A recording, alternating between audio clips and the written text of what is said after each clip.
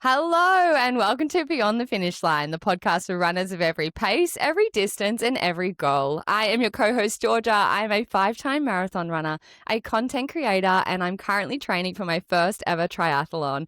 On today's episode, we are doing a Q&A, our final Q&A for the year. We have a bunch of awesome questions from you guys, which we cannot wait to answer.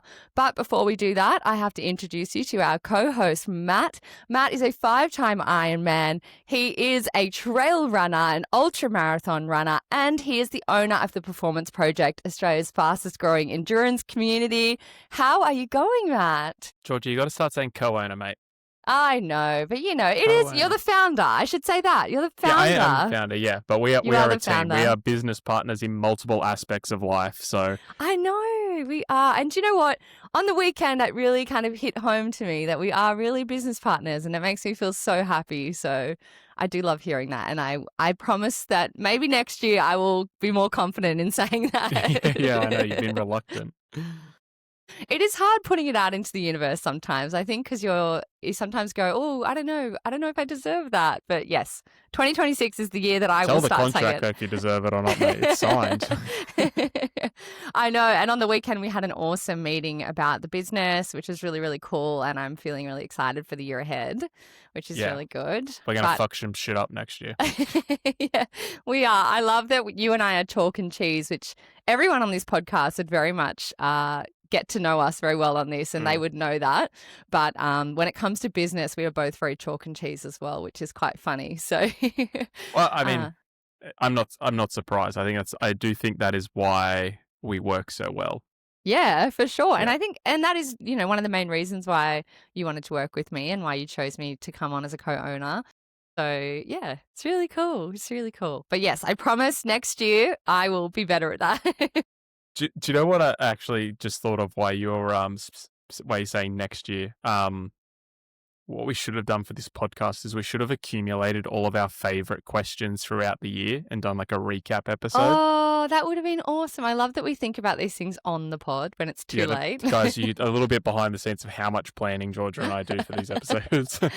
I think that's what makes them so great, though, is that they're not. Yeah. I've listened to podcasts before when you know that they've fully have done an entire script and they're like reading off stats and stuff. Yeah, which, that works for some people, but for us, we don't have time for that. So if we are going to continue making this podcast for you guys, we hope you love it how it is, because it's not changing. No. If it becomes any more work, it's going away. Yes, literally, because you and I both are so busy that we're like, this is the time we allocate and this is the time it's going to get. Yeah, exactly. But no, we did do a big question box on our Instagram, and we have pulled all of the questions from that. So we're going to ask those today. But before we get into episode 48, Matt, how are you going? What are your highs and lows for the week? Yeah, I think the biggest high was what we just spoke about in terms of the business. We did like a 2026 plan and sort of 3 to 5 years of like where we want to get to and what we want to achieve. Both Georgia and I are feeling extremely confident about that, and we've got some really cool stuff that includes Beyond the Finish Line, includes the Performance Project, it includes some other ventures that we want to bring into this ecosystem. Some really cool stuff that we're working on. And I worked really, really hard to like bring all that together and be able to present it, and it went well. And you did work really hard. I can tell the document was top tier. I'm telling you now, I was very impressed. And then I even got a printout that was like bound and everything, guys. It was really important. So no, it was cool. I agreed. The meeting was awesome. And other high is, I guess, like I officially started like back to triathlon training this week. So the rebuild begins to eventually doing a sub 10-hour Ironman sometime in 2026. Yeah, very exciting. Very exciting. And no lows. Very good. How about you, Georgia? Highs. I had a really great weekend. We stayed at the Hilton and we had our business meeting, which was really fun. Having a staycation in Sydney was really nice, and it's honestly just what I needed. after a couple of weeks of not feeling amazing. But yeah, and then Monday, today's Tuesday. So Monday and Tuesday, I managed to get in a run and a swim. So I'm super proud of myself that my energy levels are kind of coming back. Just been struggling lately with energy, and I've had all my iron checked and all that kind of stuff. So I feel like we're on the up, which is really good. So that's been absolutely amazing. My low, it's one of those things like when this episode comes out, we obviously had the Bondi attack that happened, the terrorist attack, which was really scary, and that has really rocked myself because I live in Sydney. We have Performance Project athletes who live down in Bondi. It was really scary messaging everyone, just checking that they were all okay. Our hearts and condolences go to the Jewish community. I have clients at work who are Jewish, and this has really affected them. Like, of course it would. So I think as on the podcast, we want to, put out that we are thinking of everyone, and this is, it's been really tough on everyone in Australia, everyone around the world, and I just want to make sure everyone's okay. But it's been really hard to deal with. I have friends of all different religions, and so it's been tough, but I just wanted to say that and kind of get that out there because it kind of get it off my chest and make sure everyone's okay. And we're thinking of everyone who was involved either indirectly or directly. So but other than that, no real lows. I'm feeling better training wise. I feel a bit more confident about triathlon, which is really good. I think it's only up from here in terms of my training. So that's nice to be back out there and running and clearing my head and stuff as well.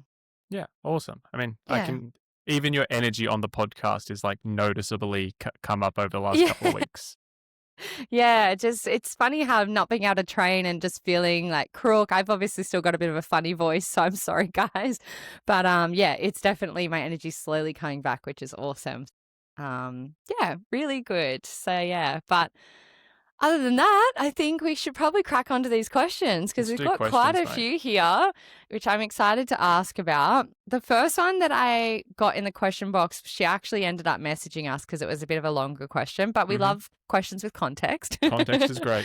Context is great. So this question comes from Jade. Hey guys, love the pod. My question is, I'm going to do Run Melbourne, the half marathon in July, and then a full Melbourne marathon in October. Should I be doing 2 separate training blocks or a bigger training block to cover both? For context, we love that, Jade. I've done a half marathon before and I'm comfortable with the distance. My aim in July is to get faster, but I've not trained or run a full marathon before. Should I just do one big marathon training block and have the July half marathon as part of my training plan? When's Melbourne? October? Yes. The full? The full is in October. The half is in July. Yeah. I'd probably be inclined just to treat it as one bigger block personally. The way I would probably structure it is coming into the half, I'd want my long runs to be sort of mid to high 20s. And then I would almost treat it as a bit of a deload. So I would do a lighter training week leading into the half, race the half, have a lighter week coming out. And then sort of that would be the marker of really ramping up marathon training. So I would treat it as one bigger block person. That's probably what I would do with TPP athletes as well. Do you think that's kind of what I was thinking as well? Because obviously if you kind of stop halfway, you might lose a bit of momentum. It is quite a long time to be training. Is there like a risk of burnout there? I mean, it depends. I always think if you know what you're going into the training block, like you mentally prepare yourself for it. So you're like, I know this is going to be 5 months of training. Like if you structure, I mean, coming from a bias side, being a coach, if you have a coach and they structure it well, there shouldn't be burnout. Where people go wrong is where they go gung-ho from the start and they just set off at this unrealistic expectation, pace, cadence of training, and then after 3, 4, 6 weeks, whatever it is, then they burn out. If you just are doing that slow burn, building up, tapering off when you need to, and then building up again, it's not that big of a training block. And depending on the athlete, you can get ready for a half marathon in 8 to 12 weeks, just depending on how experienced you are. So she said she's run a half before. like a 12-week block would probably be more than enough. You could give yourself a couple of weeks off post half and then go into the full or Yeah. like light training. But yeah, I wouldn't say it's like this huge block.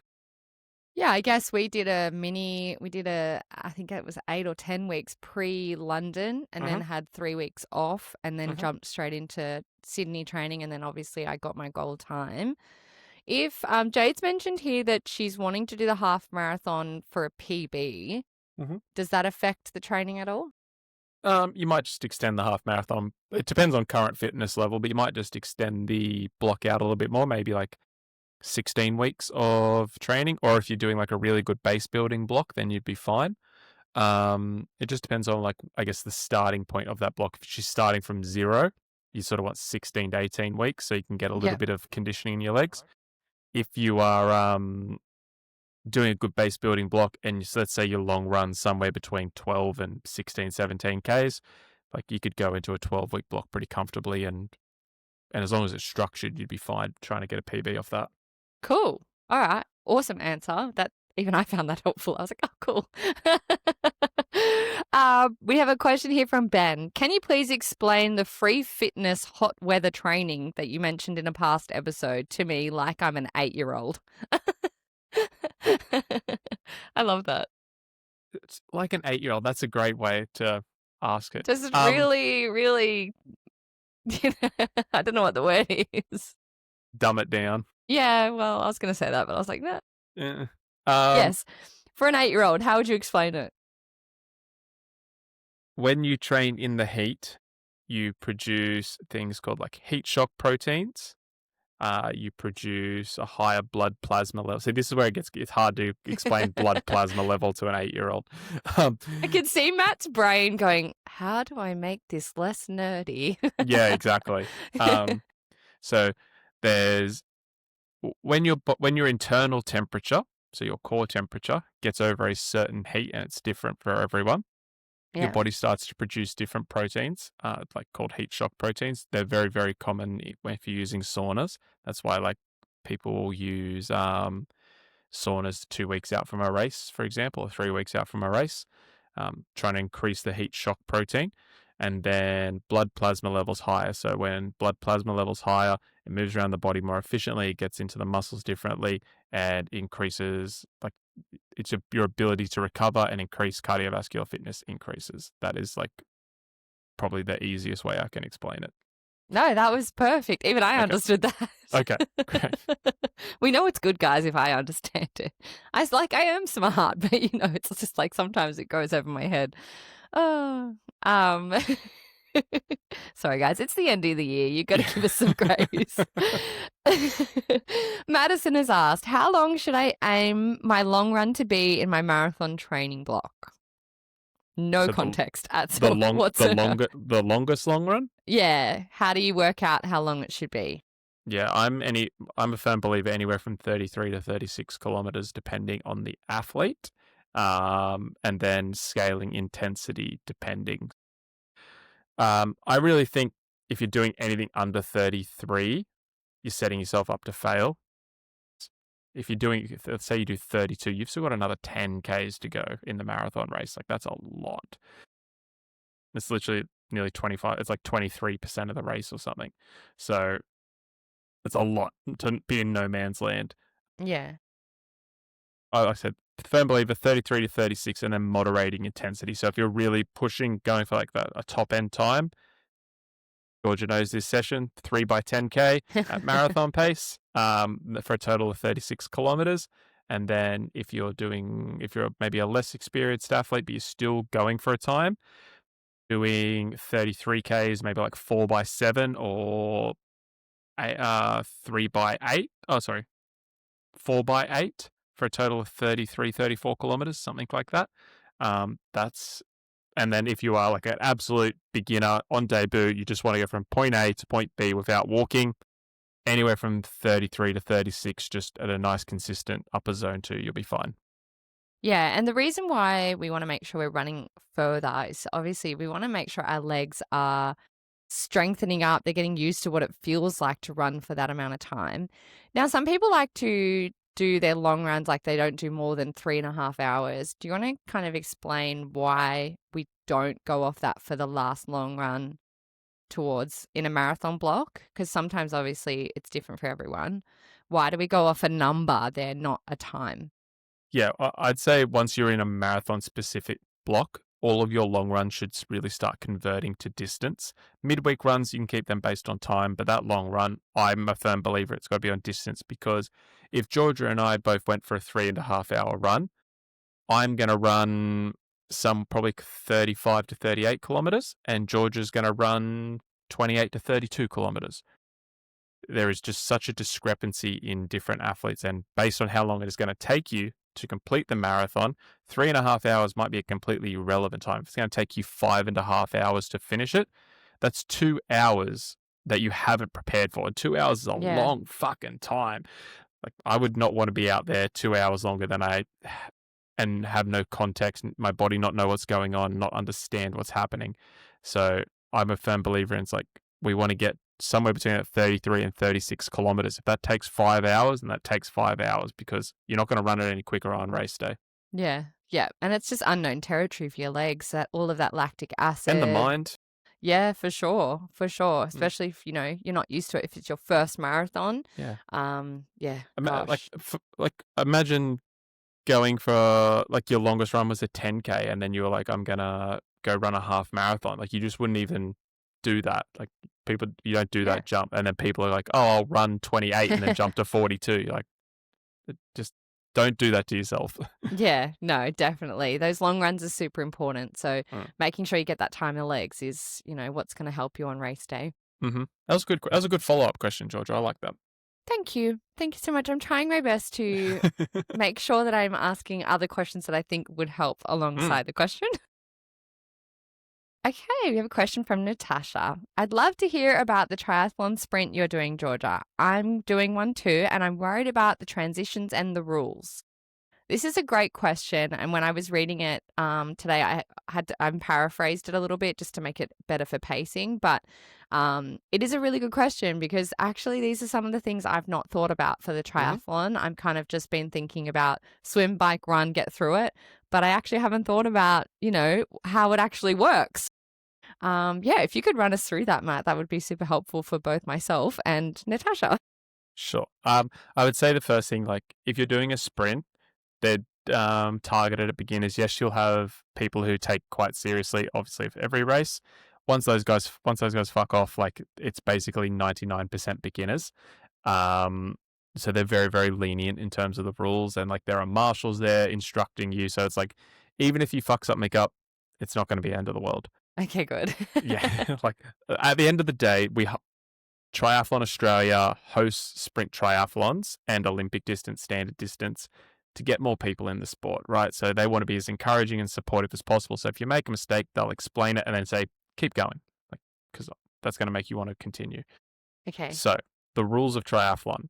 For the sprint, you don't really have to worry about wetsuits, but based on water temperature, you can choose to wear a wetsuit or not. They will make that very, very clear for you, whether it is wetsuit legal, which is the terminology, or it's not wetsuit legal. For a sprint, chances are no one will wear a wetsuit unless they're a particularly poor swimmer, because it's such a short distance. Okay.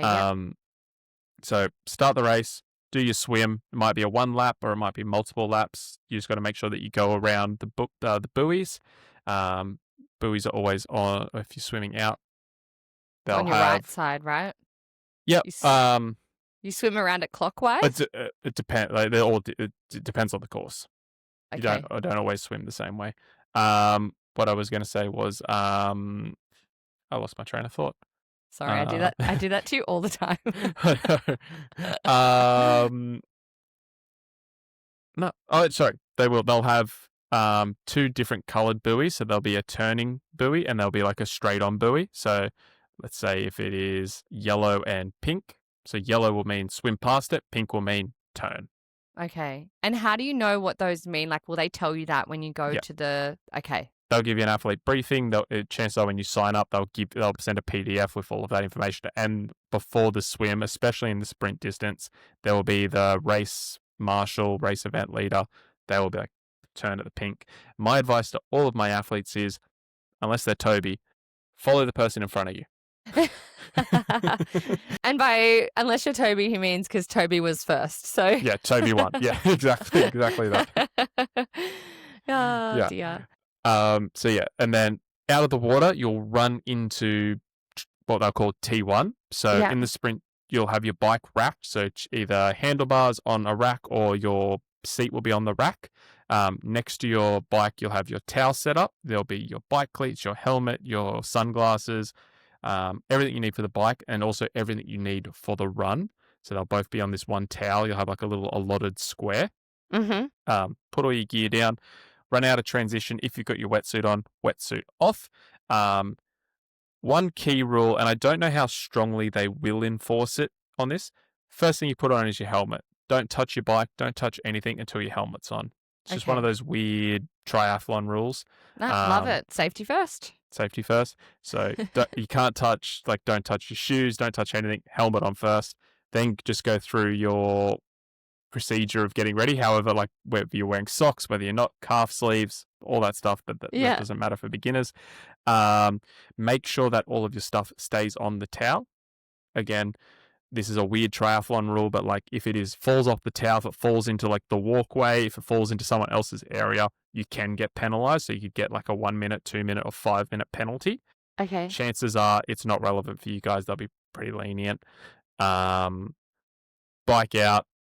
You'll wheel your bike. So one hand on the seat. You can put another hand on the handlebar if you like. Run it out of the exit of T1. There'll be marshals there. There'll be what they call a mount line. So you cross the mount line. Anywhere when you cross the mount line, anywhere you can get on your bike and start riding. I would recommend, especially for beginners, go 3, 4, 5 meters up the road and go hug the railing and get on your bike and just push off from there. People try and get on their bike as soon as they cross the line. Big traffic jam. It's just a disaster. Yeah. Don't do that. Yeah. Yeah. Cool. We'll rip through the rest pretty quick. Start riding. You can only litter, for gels or drink bottles, for example, you can only litter at aid stations. So there'll be a mark 10 meters before, 10 meters after, depending on the race, could be further. That's the litter zone. So you can drop bottles. There are people there, volunteers, pick them up. You can also obviously grab stuff from aid stations. Mm-hmm. I don't know what you probably won't have a drafting rule, so you don't need to worry about that. But if there is a drafting rule, it's 12 meters. Again, they're not going to be super stringent on that. Yeah. You look like you've got a question. I do. Yeah, go for it. What's drafting? Okay, that's a great question. So sorry, I've literally only ridden around the park, so I'm I don't know what that is. No, that's fine. So that's a great question. So drafting is when there's a rider in front of you and you tuck in behind them and you're riding too close, you get aerodynamic benefits. So you can actually push 20 or 30% less power and do the same speed. Oh, okay. So you've got to be 12 meters behind them. Correct. I don't know what your ruling will be, whether it be sprint legal or not. Draft legal or not. Again, they'll make that very clear. Cool. Coming back into transition. Overtaking, just obviously on the right-hand side and then come back in. If there is drafting, it is the rider you overtake's role to drop back. You don't have to get 12 meters in front. As soon as you're in front, you can pull in. It's his job or her job to pull back. Okay. Oh, that's interesting. Okay. Yep. Cool. So coming back to T1. So now it's the same spot, but when you finish the bike, it changes its name to T2. So transition 2. Yep. The same mount line that you crossed, you need to be off your bike before you cross that line. So you want to get off your bike, again, slowing down with plenty of time, unclip from your pedals, hop off the bike a good 2 or 3 meters before, and then just walk it across and then run into T2. Rack your bike back up in the same spot. Once your bike's up, helmet, do all the things, change your shoes, and then you're out. And then running it's just a running race, so there's no real rule changes with that. Cool. So my question on the aid stations on the bike, they're on the left or both sides? No, they'll be on the left. Okay. And obviously, I feel so dumb asking this. No dumb questions. So you're pulling up to the aid station. Do you like slow down, or you have to like stop, or like what's the deal with grabbing stuff? Is it bottles? Is it cups? Is it what's at the aid stations? It's very race dependent in terms of what it is, but normally Okay. there'll be bottles that fit your bottle cage. Oh. Do you not have a bottle cage? No, I do. You saw Yeah. it. You gave me my bike. Oh, yeah. So okay, so they actually give you a bottle, so you don't have to Yeah. pack your own. They're like cheap Kmart bottles. Wow. I would start your bike with at least a bottle of like some Right. form of carb drink. But yeah, Yep. um, depending on the experience of the athlete. So like for me, for example, we slow down a little bit, but we're still fucking moving. And like most Yeah. of the, especially in Ironman, most of the volunteers, they kind of get a vibe of like who's coming through, and like they'll actually jog alongside you and hand it to you. Okay. Um, for less experienced athletes, I would recommend like slowing right down. Not so much that you start to get the wobbles, but slow down a bit, and then they will still jog alongside you, but just makes it a little bit easier. Yeah. Like when we hand off bottles, it's like a big slap, and you like really got to grab it. That's why you see heaps of pros dropping bottles because it's just so quick. Alternatively, you can come to a complete stop and just do it if you're not comfortable. Not comfortable doing a handover like that. People in Ironman do that all the time. They'll stop, take whatever they need, and then just start their ride again. So there's no right or wrong. It's just where you're Yeah. comfortable. Yeah, and I guess for the 20Ks in a sprint, you might not even need it if you're not comfortable doing it. If you take a bottle or two on the sprint plus some gels, you'd be right as rain. Yeah, I was going to say I could do 20 around the park, and I'd only need my bottle on my bike. So maybe Natasha, maybe I'm probably just going to take my own bottle so that I can completely avoid aid stations altogether, because that sounds really stressful. But it does sound really nice. Don't get me wrong. They sound like lovely people. This community is like lovely. At a marathon, you're like fighting people and you're like trying to grab cups and you're stepping on stuff. Yeah. I know, totally different. My other question is, when you do the swim, does everyone start at the same time, or is it kind of mostly staggered? Again, depends on how many people and like what the organization is. Some are a mass start, and then again, if you're a newer swimmer, a newer triathlete, just go at the back. Like everyone at the back will be in the same boat as you because they're nervous, anxious. They don't want to get in that fight. I would also recommend starting on an edge, like a wider edge. Yes. So if you look out and the buoy is in front of you and you've got to turn right, I would go far left. And then if you've got to turn left, I'd go far right, just because everyone's going to be fighting for that inside line. You're going to get swum over. That's not enjoyable. To answer your question about the start, there is either a mass start or they'll let 2 to 3 athletes go every 3 to 5 seconds, just depending on how many athletes there are. So there's 2 different options. Cool. I will definitely be choosing the outside lane. I'll be there. I'll walk you through it all, mate. Don't worry. I know you will. But yeah, I also, my coach Ant, part of the performance project, he also suggested to me that when I'm swimming around the buoy, just to stick to the left a little bit further and not swim right on it, so that you're not getting kicked and stuff, because usually on that turn is where you kind of can get kicked. Yeah, it just depends on how many people and there's a whole bunch of different things to assess before that. But in principle, yes. He's like, uh-oh. No, he knew that I was nervous about being kicked. He's like, look, just take the outside. You'll be okay. Yeah. It helped my confidence. That's fine. I think that's kind of it. And then you just run over the finish line, and then you grab your medal, and then just go back to transition and grab your stuff. Yeah.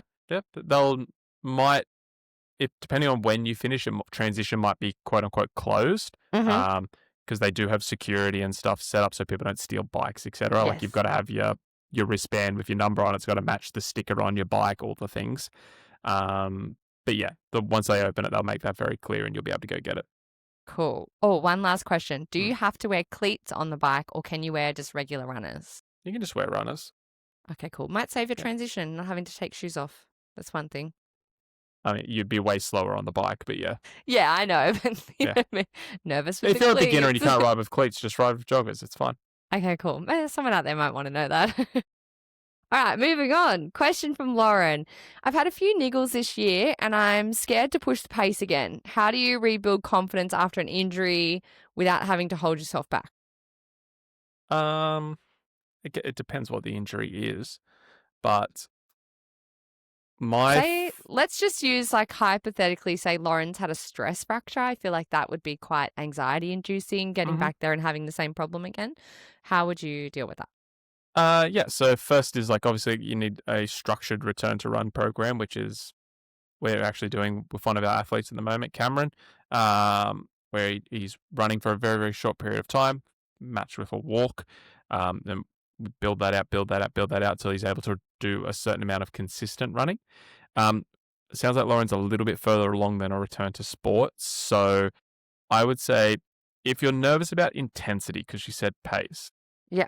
I would encourage you to do a lot of, I'm going to say, like really build your aerobic volume up. Don't worry about any sort of tempo, VO2, anything. I would just build up the volume and prove to yourself that, hey, I can run 50, 60, 80 Ks a week, whatever that is, whatever is a lot of volume for you. And then once you've done that for a couple of weeks and your body hasn't broken down, I would then regress the volume and start to slowly implement some intensity. So that could be some 1 minute intervals, some 30-second intervals, some 30-second hill reps, for example, both positive and negatively charged hill reps.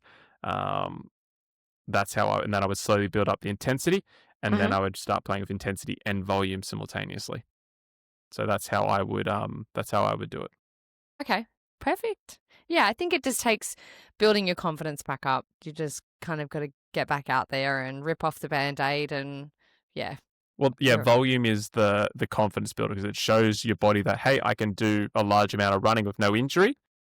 And then you're like, cool, I'm actually going to do less running, but then start bringing up the intensity. So they should sort of work together. Yeah, love it. Perfect. Question from Jason. Hey guys, do I have to do a 70.3 triathlon before I do a full Ironman? Or do you think a few regular triathlons are sufficient? My friends are all doing an Ironman soon and I'm getting FOMO. I mean, my first triathlon was an Ironman. Yeah, there you go. We have some people at the Performance Project who are doing their first triathlon as an Ironman. Yeah. And so for anyone who doesn't know, a 70.3 is a quote unquote half Ironman. Mm-hmm. Correct. 1.9 swim, 90K bike, half marathon, so 21.1. Yes. So it's like 70.3 miles. Okay, so short answer is no, you don't have to. Don't have to. It again depends on the type of athlete you are. If you're like I would really encourage people to do a 70.3 beforehand. Yeah. Unless you kind of get off on the whole just chucking yourself in the deep end and fucking going for it. Do hard shit, yeah. Do hard shit, yeah. Like, I get that for sure.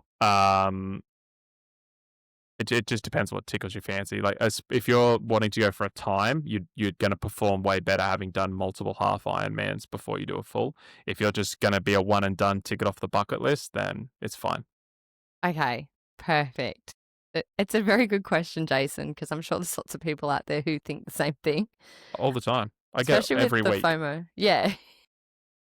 We had this conversation on the weekend because my Nick is doing the sprint triathlon as well with us. Doing Ironman Western Australia? And everyone was trying to encourage him to do the full Ironman. And I was saying, what would you do? And he's just like, oh, I'd have to do a 70.3 first, but he's got to get through the sprint first. I'm just going to bully him. I know, you're very well known for that. I swear, guys, Matt's actually a really nice person. He doesn't actually bully us. I'm just, once I set my mind on something, that's it. Like, it's going to happen. So just stop fighting it. No one say no to Matt because he's told us a few stories in the past where saying no has not worked. It's worked in his favor, but the other person not so much. Very rarely do I not get what I want. Dale has said, hey guys, love the podcast. I'm a few months into consistent training and I'm not sure how to tell if I'm actually getting fitter or if I'm just getting better at suffering through the hard sessions. How do you know the difference? That's a great question. Oh, I got the giggles now. I'm so sorry, Dale, because every time I hear the name Dale, I just think of Dale Kerrigan from The Castle. Oh, a great movie. A great movie, but I just can't not see it. And he's just like asking all these ridiculous questions. Well, Dale, apologies. Sorry, Dale. It's not a reflection on you or your intelligence. Not at all. Not at all. So how do we tell if he's actually getting fitter or just getting better at suffering through? I mean, I think getting better at suffering is an indicator of fitness, because if you're not fit, you can't suffer. It's like once you hit your level of suffering, you are done. So Yeah. I would say that's a fitness indicator in and of itself. But we sort of spoke about this. I can't remember if it was last week or the week before. We were talking about one of my athletes, Jordan. And was like, you just got to look at different metrics. So I think a lot of people just look at pace and distance and go, okay, I can run 10 kilometers at 5-minute pace, and now I can run 11 kilometers at 5-minute pace. Therefore, I am getting fitter. And I'm like, well, I don't know if that is the best metric for judging fitness. So I'd look at duration of session. I would look at heart rate. I would look at HRV. I'd look at your ability to recover. I would look at your ability to back sessions up. If all of those are trending upwards and trending in the right way, there's like a multitude of different metrics you could use to measure fitness. It just depends on where you're at in a training block and what you value. Yeah, I think, the tough sessions are what build that mental toughness as well. And, And mental toughness is a type of fitness. Totally. And it's so important for endurance sports. So even just regular stuff, like, when you go from starting to run and I can't get through a kilometer, and then you hit that first kilometer and you're like, okay, I can push through. That toughness and, being able to endure those harder sessions and stuff, I definitely think is a metric for being fitter. Yeah, 100%. So, Dale, I would just encourage you to look at all the metrics, not just pace and heart rate or pace and distance, for example, like the big ones. I would look at some other denominators. Cool. Thank you so much, Dale, for your question. Ruben has said, hey, Matt and Georgia, love the pod. I hear a lot about time-based training being better than distance-based training. Is that actually true, and who does it work best for? Georgia, you can answer this. I can answer this. I was going to say before, when we were chatting about the marathon stuff and time-based training versus distance-based training with that. Mm-hmm. In terms of this question, I'm just going to say there's obviously no context. So if you're a beginner runner, time-based training and distance-based training, I'm just trying to put this into words. You're so good at articulating this. Okay, so if you're just starting out and your program says 30 minutes, I think it's a lot different than, like, as Matt said, like if I'm going out for a 30-minute run, that could be a 10K run for me, or that could be a 5K run. Whereas like for my husband, Nick, a 30-minute will be either that's 5K or it could be less. And if you're just trying to learn how to run, I think time-based training is important when you're building up fitness. But then when you're actually training for something, when it's a distance, and I'm probably just repeating what Matt's just said, but when you're trying to do a half marathon and stuff like that, if you're continually just going by time, it's kind of hard to know what the time is going to be for you. So like, a half marathon could be 2 hours for you, but it also could be 3 hours. So if you're only going off time, it's very hard to gauge that. I can't put it into words what I'm thinking, but I mean, yeah, you're much better at this than me. Well, I do it for a living. I know.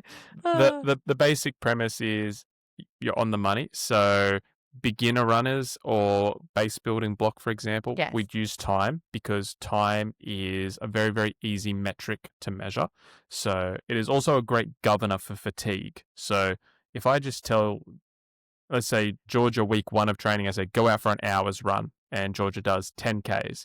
And then 6 weeks later, and say Georgia's done 6 weeks of really, really hard training, I go out for an hour's run, and she does 8.5Ks.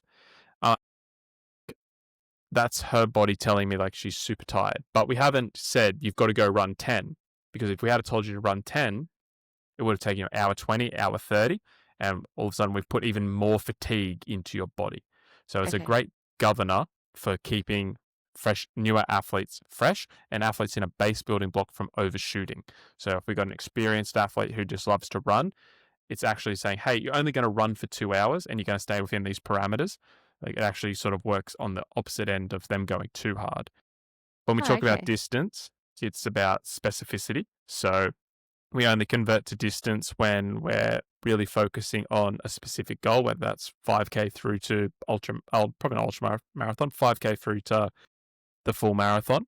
And then it's just a relevancy thing. So it's like Georgia said, if it's going to take you 3 hours to run a half marathon, then we need to make sure that you are accumulating that 15 to 18 to 21 kilometers in your long runs leading up to it. If we just tell you to run for time, then who knows where you're going to finish. If you're more fatigued, you might not get the volume we need. So that's where it's like really, really important that we're specific. When we're doing a specific distance, the training must be specific. When we're doing base building, we can have a little bit of variance. Yeah, so I guess there's a time and a place for time versus distance training. Is there one that's better than the other, or is it just completely, again, time and place? I would say the only argument I would make is if you're a really dialed, advanced athlete, then you could just run just off time. If you know how your body feels, if you know like your HRV, if you know all of those internal metrics and you're able to sort of judge that, and you know if I go for a 1 hour run, I know it's going to be 10 Ks on the dot, and my heart rate will be this, then I could say, yeah, you could run just based off time. But that's a very, very rare athlete, I would say, when we talk about the general population. Yeah, you definitely have to know what your times are for things like a half marathon, a full marathon, what your 10K takes you. Because, if you're training for a marathon, you're like, I already know it takes me, 3:56. You're like, okay, well, I want to make sure that I'm running, 3 hours or something because that's going to be the right amount of distance. But again, you're still really working off There's distance. still a lot of guesswork. You're just kind of backtracking and making sure the time adds up. But yeah. It is a good, I do like both. I like having time and also some distance stuff because sometimes it is nice to just be like, okay, I'm going out for a 10K instead of being like, oh, it's 45, but it's in zone 2, so I'm not quite sure how long that'll be. It is sometimes nice to be like, okay, I can map it out in my head where it's going to be. And it also depends on, from a coaching perspective, it does depend on the athlete in terms of like what they respond to. Some athletes like want to know, it's like, hey, it's 8 kilometers and I'm going to go do 8 kilometers. Some athletes are like, oh, it's actually nice just to have a 40-minute zone 2 run, and whatever I do. Like, so type A, type B personalities as well. Yeah, I quite enjoy knowing the distance. And I know when I first started with you, Matt, I'd be like, but how long is that? How far? How far is that? Is that 17K? Because I like however far you go. Yeah. And I'd kind of like to mentally know, I'm going to be running X amount this week. So I can understand that fully. Yeah. And then also like it helps freshen athletes up because sometimes they've run for time for 8, 10, 12 weeks and basically been like, oh, cool, we're switching the distance. It's like it's a different mental trigger. So again, just depends on how athletes process information. Yeah, I like that. It's a different mental trigger because, if you are just running every Monday a 10K and then you're like, go and run for an hour, I'd be like, ooh. Yeah. Yeah, cool. And then you realize it's just a 10K. Yeah, no, it is. Well, towards the kind of, middle of my last training block, I would know that my hour on a Monday was, around 9K because I was in zone 2. And then my 90-minute one was always like 13K because I was in like a zone 2. So you do kind of just end up working it out anyway. Yeah, it's all the same. Yeah, pretty much. Question from Chantel. Hey guys, quick question. Sometimes my heart rate is really high, but the pace feels super easy. And the other times my pace drops, but my heart rate stays low. Which one should I be trusting more when I'm training? What do you think, Georgia? I knew you'd say that. And I read the question, but I mentally didn't read the question. I was reading words, not listening to myself. Yeah. Okay, sometimes my heart rate is really high, but the pace feels easy. Okay. The other times my pace drops, but my heart rate stays low. Okay. Which one? I mean, I feel like it's different for every session you do because if your heart rate's really high, but it feels easy, it's kind of like, well, that makes no sense though. Yeah. Because your heart rate wouldn't feel high and easy because when you drop your pace and your heart rate stays low, it should be like really easy. Yeah, I would say like this athlete probably hasn't done enough zone 2 training to actually know what easy is. Yeah. I think a lot of athletes who haven't done like good base building just kind of like that question we had previously about suffering. Like, they're just really good at suffering in a certain range, and it might be like top of zone 3, bottom of zone 4, and they can just sit there forever and they're like, oh, this is easy.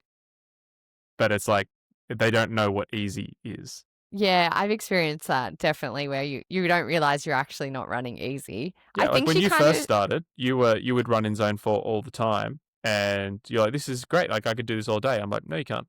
no, you can't. Honestly, how I survived my first marathon training block, literally not doing any zone training. I was in zone 4 the entire time, guys. Yeah. Horrendous. So, yeah, so like, what do I do if my heart rate's high, but the pace feels easy, vice versa? Yeah, it kind of was one of those things I had to wrap my head around a little bit. Yeah. But yeah, it's So, and the second tier level of this question is, let's assume that they have done aerobic training. Let's assume they're a conditioned athlete. Heart rate is the ultimate lie detector.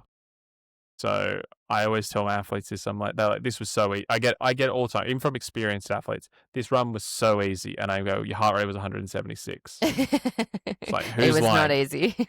Your heart rate does not lie. So it's like, if your heart rate is high, like, it is, number one, it's not easy. But number two, it's trying to tell you something. It's like, maybe you didn't recover well. Maybe you've had too much caffeine. Maybe you're very stressed. Like, all of these different factors can accumulate to heart rate. So maybe the effort doesn't feel particularly hard physically from a physiological standpoint, but your heart rate is saying, yo, like, this is too much stress. Does that make sense? Yeah, it does. As I like that you said that, your heart rate doesn't lie. And so if you're feeling like it's super easy, check your heart rate, because maybe it's too high. And you're like, actually, I could be really dropping it back and taking it a lot easier. I did that on my run yesterday. I had a heart rate window that I had to stick to. And I was running like 620 per kilometer. And my heart rate was really high. And I was like, Georgia, that's not the pace you should be running for an easy run. So I had to keep reminding myself to slow down, or I just like stopped and walked, because I was like, I need to bring my heart rate down, because this is not an easy run. This is a mid-tier run. Yeah, exactly. So, yeah, and that's it. My heart rate was not lying. It was like 158, and I was like, that's not my easy run. Yeah. And like, your heart rate or your heart only has one objective. It's like to keep you alive. So if it's telling you that you're working hard, it's going, hey dude, I'm trying to save you. Like, dial it down. Chill the fuck out. Yeah, legit. Yeah. Okay, this is our last question. It's from Jody. Hey team, I love the podcast so much. Is it okay to train purely for the enjoyment, community, and consistency, even if everyone around you seems super focused on PBs and performance? How do you balance that mentally? I would say, and I really like this question, Jody is going to be one of those runners who is a lifetime runner, while all of the people around her will not be. I love that. If you're running for community, if you're running for the process, if you're running just because you love running, that's all that matters. Like, the PBs will take care of themselves. If you just stack enough consistency, do it day in, day out, enjoy the process, you'll be good as gold. Is the people, and when we spoke about this, I think in our dark side episode, all the people who are just chasing PBs and PB, and just trying to up it, they're the ones getting stress fractures. They're the ones who can't handle the volume. They're the ones who just burn out and then go to a different sport. So, and then they just repeat that process in a different sport. So, Jody, I would say that you are on the right track, and I would encourage athletes to almost exclusively follow your example. I really like this question as well. And when it was when Jody asked the question, I was like, that's actually making me kind of think about myself and my own running.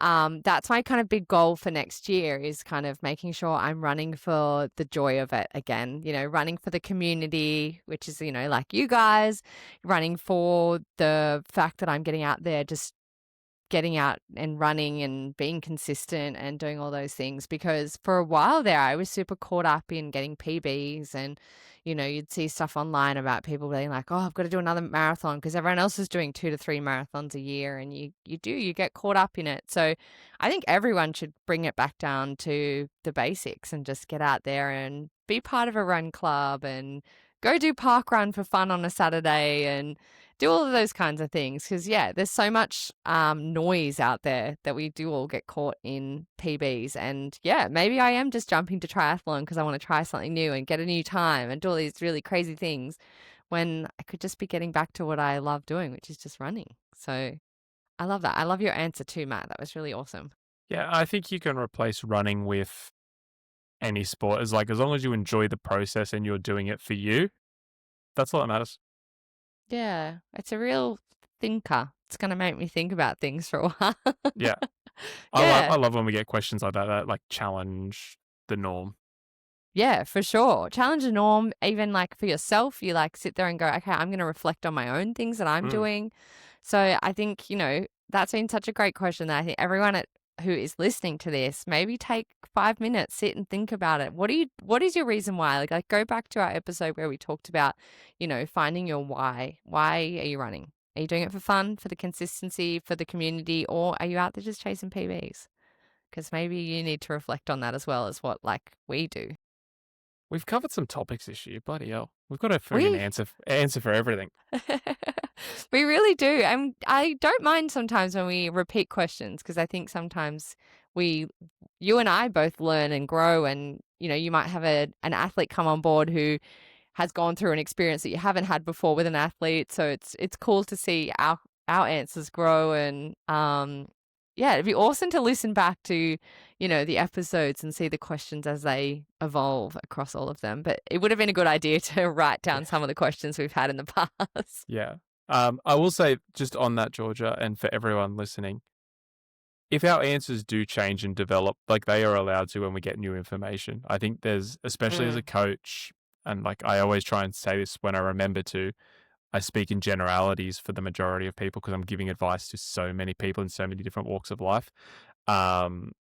If I said something in episode 5 and then my answer is different today or different in 3 months' time, that is allowed. Just take everything. And same with Georgia. If her position or something changes, we are allowed to do that based on new information and growing and developing as humans. Yeah, for sure. And your opinions can change as well. That's course, okay. Yeah. You could have one opinion one day and the next day be like, actually, I don't think I agree with myself on that. And it is super important to re-say that because, I think even just yourself, Matt, as a coach, you've gone from the start of the year having, not a huge amount of athletes to having the end of the year where there's a lot of athletes as part of the performance project. And, you're all different walks of life are coming through the business. And so it's nice to, have different answers and stuff. And I think people would want you to develop as a coach as well. Yeah, absolutely. If your opinion was the same this entire year, I'd be a little bit worried that you're not growing as a human as well. I mean, yeah, it's a fair point. It goes both ways for sure. Yeah, definitely. Guys, if you ever have questions, feel free to ask us. Or if, we answered your question at the start of the year and you want to re-ask it and see if we come up with the same answer, feel free to do that as well, where our inbox is always open. We love answering your questions. It's honestly, these episodes are my favorite episodes to do. Yeah, me too. Yeah, although not that we're really having a break or anything like that, but it's kind of I'm a bit sad that it's our last one for the year. It's kind of weird wrapping things up like that. Yeah, but I mean, we'll be back in like I said, we're not having a break, but January will be here before you know it. I know, gosh, it's crazy. I still can't believe we're on episode 48 when we were so excited at the start of the year to get to 10. Yeah. And guys, remember, we're trying to get 50 episodes, 50K, and I think we've just crossed 48,000 total downloads, so we're ahead of schedule. But please share it with your friends, do all the things. Yeah, I was going to say, give us an update on the stats there because I was thinking about that this afternoon. There's this episode to go live and then 2 more. Yeah, we're at 47,814. All right, guys, you know what you got to do. Help us get to 50 and 50. 50 and 50. Matt, what's the week ahead look like for you? What do you got on? Honestly, just getting back into triathlon training and because we're so far ahead with Performance Project in terms of planning and stuff, I'm already starting on 2026. And actually, we've got we're onboarding another coach, which is huge. And then we'll probably open up. Actually, we definitely will. And Beyond the Finish Line listeners will get the exclusive. We'll open up probably 10 to 12 more one-on-one coaching spots. So if you guys want to start working on your running goals, working on your triathlon goals, our big races, Gold Coast Marathon, Sydney Marathon, Ironman WA, we're going to open up 10 to 12 spots, and we won't make that public until January. But for Beyond the Finish Line listeners, if you want to get in now before the whole New Year, New Me rush, I'd really recommend it, because I guarantee you we will hit capacity within the first week of January for sure. So if you guys want to get in now. Yeah, it's crazy how like our capacity has changed now that we've brought on some coaches and stuff, but it's just wild to me still that we have so many athletes. And hear me say we there, Matt. We have so many athletes. Yeah. We will we'll have 3 full-time coaches and a head of community. That's me. That's Georgia, in case you guys are wondering. Like in January. So like that's wild, considering at the start of the year it was just me and I would do it like 2 days a week. Yeah. And look, head of community sounds totally made up, but the biggest part, I think personally, the biggest part of the performance project is actually our community side. Our community rocks. It's really cool. We had some awesome stuff happen on the weekend. We had some girls down in Melbourne doing high rocks. And they met for the first time. They were both part of the community. They knew each other from the group chat, but they went and supported each other at their races, which was so special. And they sent us a message just saying like how awesome the community is that they get to be a part of. It feels like a little bit of an exclusive little club where you get to chat to people is. And yeah, it's really cool. I think it's so cool that you can just be like, I'm going to Melbourne High Rocks. Who else is going? And then just people go ding, ding, ding, and they meet up, have a coffee, train together, cheer each other on. I think Meg stayed with Belle for like 6 hours or something and watched all of her races or whatever it worked out. And now they're like best mates. Yeah. They never met each other before. You guys, it's not just coaching, like the community is such a huge part. And I actually think it is like, it's the hidden gem of the performance project for sure. It's the most important part, I think. Well, Georgia, there's a reason. That is my whole thing. But Georgia was literally my first hire of the business because that's how much I valued the community side of it. And I was like, Georgia is the person to do it. So if you want to experience Georgia's community, my coaching, it's honestly a match made in heaven, guys. Yeah. I know. And I do I'm running all the run clubs and stuff like that. I make sure the group chat, everyone's chatting, you know, people are putting in races they want to sign up for. And like even the triathlon that I'm doing, I had kind of said, actually, no, one of the athletes messaged me and he was like, hey, I'm doing this sprint tri. I'm going to nudge you. Do you want to do it? And then I signed up and then a few other people signed up and then my husband signed up. Yeah. So it's a bit like that. Everyone kind of jumps in and heaps of people coming to support us too, which is really cool. And if there's like a rogue event you want to do, you put it in the group chat and there'll be some crazy lunatic and be like, yeah, I'm down. For sure. Literally today that was happening in the Ironman chat. Yeah, the Ironman chat was getting wild. Stupidly a part of. Sometimes I'm like, why am I here? But step into my web. Yes, literally. But speaking of community, guys, I did see a DM today which made me giggle. Someone was like, I'm waiting for merch for the podcast, which I love. So maybe 2026 we should do a bit of a Beyond the Finish Line merch. Let's run a poll. Oh, I'm going to forget, but I will try my best. Let's run a poll and we'll do, what do you reckon, Matt? Hats, T-shirts? What are you feeling? For sure a T-shirt. I think a T-shirt's really cool because then we can wear it on the pod. Yeah. I'm not wearing a hat on the pod and I already have like 50 hats. So yeah. I think we'll do a poll on a T-shirt, guys, and kind of maybe we'll come up with some designs and you guys can decide. And we'll make them available to you guys and make it a bit exclusive. Yeah, I saw, there's some cool merch out there, but who doesn't love a good T-shirt? Yeah. Mate, we kind of, it's cool because we kind of got autonomy to do whatever we want. We're not like, we don't have to be loyal to anything or any sponsors or anything other than the performance project. It's in the show notes. Is it? One-on-one coaching. Oh, guys, look, I was trying to push this episode out to an hour for you because we know how much you guys love 1 hour episodes, but I don't think we can talk anymore. You want to stop hearing us. So guys, I've also got to get this edited and out in about less than 10 hours. So this is what you're getting. And you know what? I'm hungry. Yeah, me too. I'm starving. Make sure you head over to Instagram and follow us at beyondthefinishline_pod. Head to wherever you get your podcasts and make sure you like, subscribe, download, leave a review, and send this to your friend. We'll be so grateful. This has been episode 48 of Beyond the Finish Line. Thank you so much for listening. Hooroo. Bye.